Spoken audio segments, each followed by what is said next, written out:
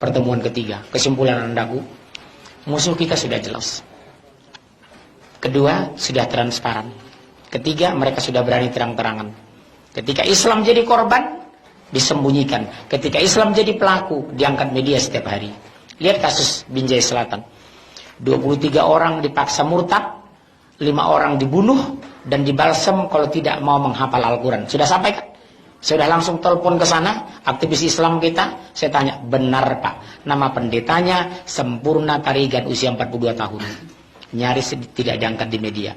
Bandingkan ketika Dewan Dakwah Indonesia menyetop acara kebaktian di salah satu gedung di ITB.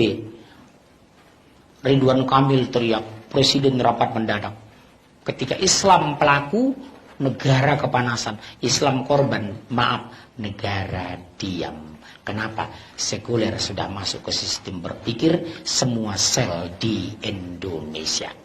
Garis bawahi, kata kunci hari ini. Sekulerisasi sudah masuk ke sistem berpikir semua sel di Indonesia.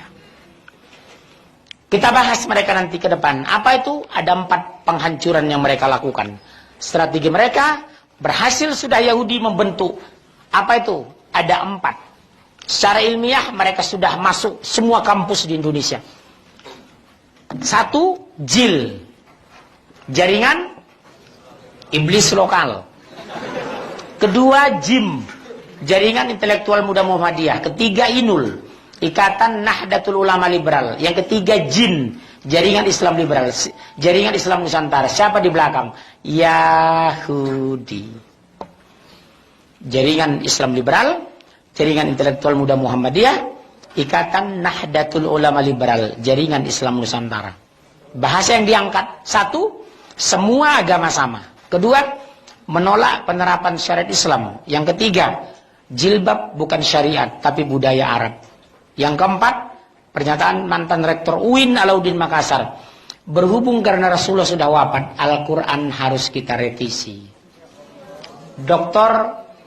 Ade, dosen pasca sarjana UI yang orang Minang itu, sudah menekan Menteri Agama agar perjalanan haji dibubarkan karena pemborosan.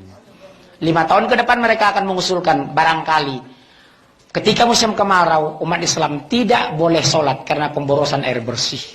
Ini akan menjurus ke sini. Mahasiswa saya mengundang Ulil. Apa dia bilang? Pak Ulil, kami dengar Bapak sudah tidak sholat. Iya, kenapa rupanya? Betul Bapak tidak sholat? Iya, saya tidak sholat. Kenapa Bapak tidak sholat? Saya tidak minta dilahirkan untuk sholat. Itulah Indonesia hari ini. 15 tahun berhasil mereka. Panen besar tahun ini, panen raya JIL. Selama 5 tahun. Apa itu? Udah muncul bahasa anak muda sekarang. Semua agama sama. Di kampus sudah muncul pernyataan orang. Ngapain lu sholat? Sholat itu bisa-bisanya orang Arab. Bahkan di Jakarta Selatan udah berani ngomong anaknya sama ibunya. Bu, saya kan umur 15 tahun. Iya, kenapa nak? 17 tahun boleh dong saya memilih agama. Nggak mesti Islam sama dengan mama. Kalau mama paksa saya tetap Islam nanti setelah 17 tahun. Mama itu rasis loh, Mak.